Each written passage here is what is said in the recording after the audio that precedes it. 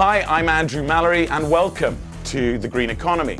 I come from a long line of adventurers. George Mallory, my great uncle, was of course the first to climb Mount Everest. Since then, I operated for 14 years a mobile safari business in Botswana, which in turn got me into hosting wildlife and adventure travel programming for networks like Discovery Europe, the BBC. This is different. This is completely different. This is a look at what most people consider a buzzword. What does it mean to be green?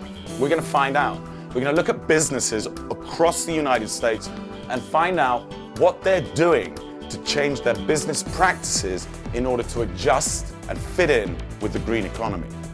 For example, we went along to Condon, Oregon to look specifically at wind generation. Simple, right? Well, they've gone now from the old windmills of 200 years ago to these giant 300-foot monsters, and they're spreading. They're spreading across the United States.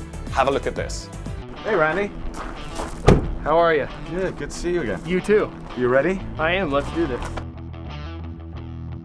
Here's a hard hat and safety glasses. Now, how high up are we going? We're going to go about 200 feet up there. Ooh. Fit good and snug? Yeah, am I good? Yep, you look good. I think you're ready to go up.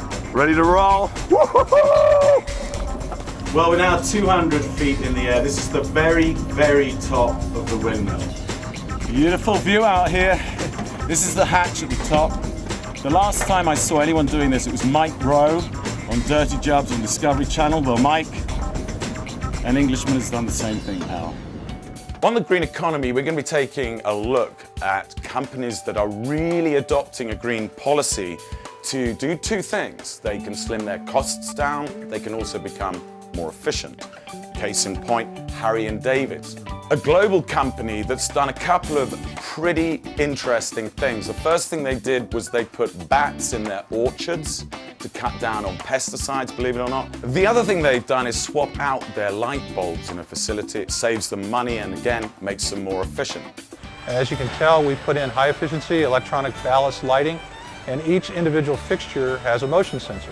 Just the lighting alone, it was about 44% of your expenses, and your first year you saved like $37,000. Absolutely, significant savings in our first year. We focus on water conservation, integrated pest management, our frost control procedures, and our composting procedures.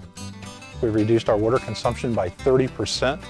Over the past 9 years, we've been able to virtually eliminate any organophosphate chemical within our orchards. We employ bats in some of our orchards. I was a little concerned, to be honest with you, when the producers asked me to start looking at electric power. My memories of electric power are pathetic. Batteries that last for 5 minutes, you can't gather speed, very impractical. That has changed completely. These days, electric motorcycles can reach in excess of 60 miles an hour and run for about 4 hours on one charged battery. But that's still the beginning. We started out as performance junkies. We started out with cars.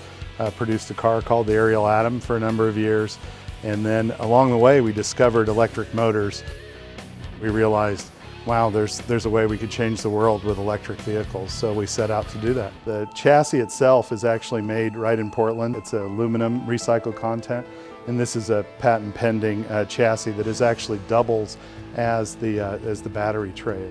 It only takes about 3 hours to build a bike. About every 35 or 40 minutes, one can come off the line. Entrepreneurial ingenuity, that is the key to what we're looking for. We're trying to find and have found many crazy off-the-wall companies and individuals that really have adopted this green thing and turned it into something pretty mind-blowing.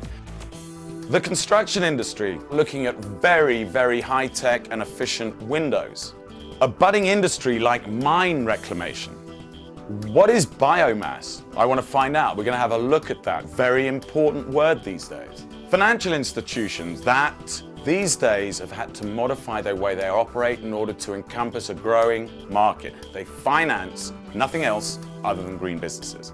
Construction, energy, transportation, along with hundreds of other green businesses will be featured this season on The Green Economy.